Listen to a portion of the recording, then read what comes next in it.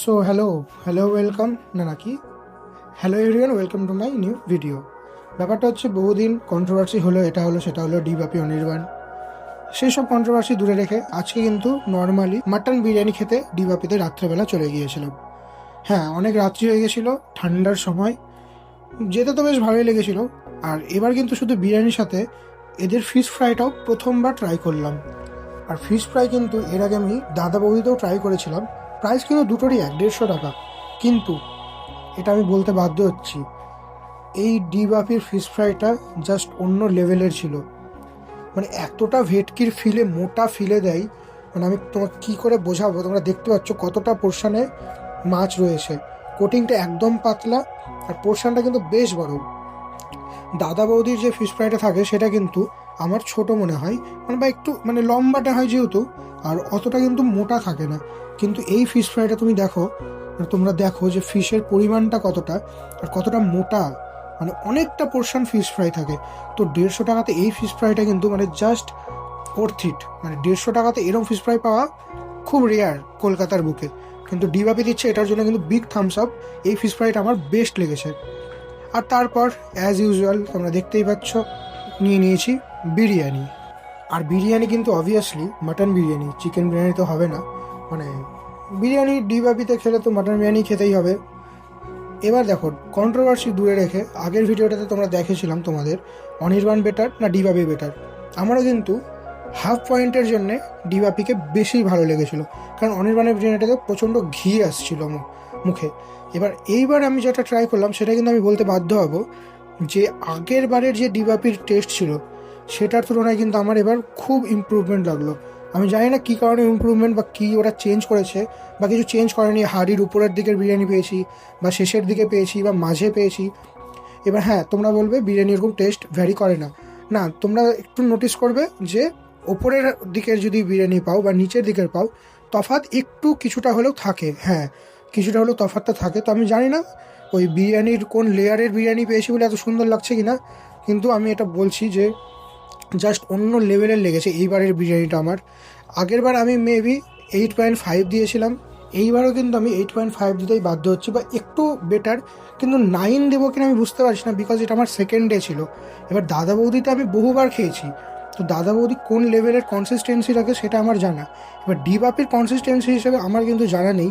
তো আমি 9 দিতে একটু মানে কি বলবো, পিছু পা হচ্ছি। তবে আমি এবারও 8.5 দিচ্ছি। এরপরে আরেকবার যখন যাবো ডিবাপিতে, সেইবার আমি কিন্তু একদম ফাইনাল স্কোর দিয়ে দেবো। অবভিয়াসলি আমার ফাইনাল স্কোরের তাদের কোনো দরকার পড়বে না, বা তোমাদেরও পড়বে না। তোমরা সবাই জানো ডিবাপি কতটা ফেমাস বা কতটা কোয়ালিটির বিরিয়ানি বিক্রি করে।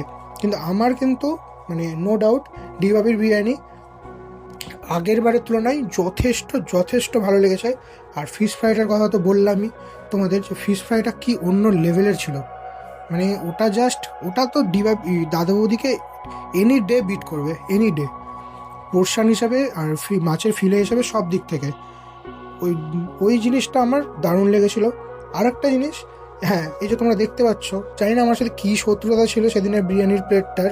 আমার কাছে এই যে দেখতে পাচ্ছ 6-7টা করে লবঙ্গ বলে, আই গেস এতগুলো লবঙ্গ পাতে পড়ে গেছে, তাই আমি সাজিয়ে রেখেছি তোমাদের দেখাবো বলে। একবার করে বাইট নিচ্ছি, মানে হাতের যখন নিচ্ছি তখন দেখছি একটা লবঙ্গ, আবার কিছুক্ষণ দেখছি আবার একটা লবঙ্গ, এরকম করে করে এই কটা লবঙ্গ পেয়ে লাস্টে আমি প্লেটে সাজিয়ে রেখেছি ওইদিকে।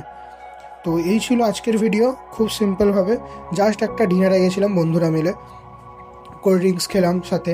কোল্ড ড্রিঙ্কস নিয়ে একটা দারুণ গল্প হয়েছিল, সেটা এখানে বলা যাবে না।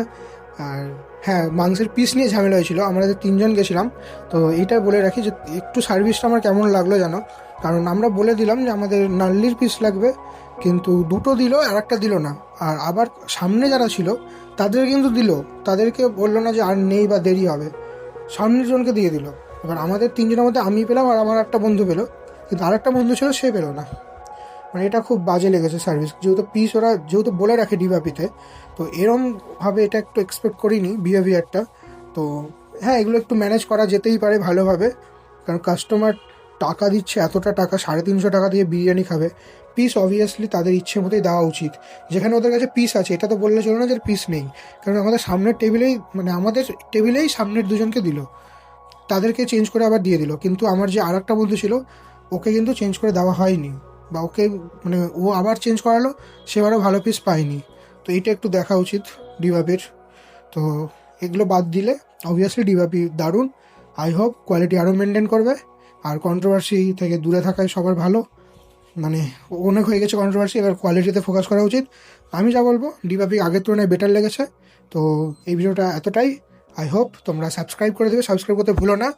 আমরা খুব ক্লোজ কিন্তু 500 সাবস্ক্রাইবারের। তো 500 সাবস্ক্রাইবার মানে 500 সাবস্ক্রাইবার এই কয়দিনের মধ্যে আশা করছি হয়ে যাবে। তোমরা সাপোর্ট করলে থ্যাংক ইউ, বাই। আর এই বছর তোমরা কে কে ক্রিসমাস উদযাপন করতে হয় কিন্তু পার্কশিটে গেছিলে, অবশ্যই আমাকে কমেন্টে সেটা জানিও।